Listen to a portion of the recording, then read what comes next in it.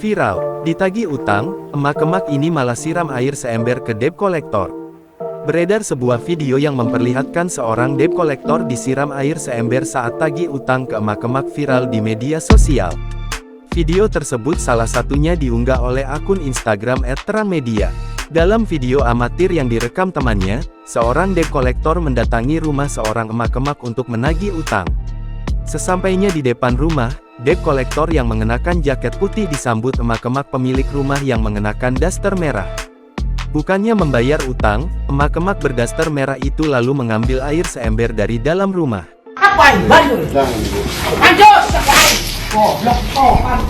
Bayar utang ini. Sesampainya di depan rumah, ia lalu menyiramkan air ke debt collector sambil marah-marah. Tampak pakaian si debt collector menjadi basah kuyup akibat peristiwa tersebut. Debt collector itu pun kesal dan merasa tak terima dengan perbuatan emak-emak tersebut. Debt collector itu lantas menendang pintu rumah debitur yang tak mau membayar utang tersebut. Sontak saja, kejadian itu pun mengundang berbagai komentar warganet. Banyak warganet yang menyayangkan perbuatan tak terpuji dari emak-emak tersebut.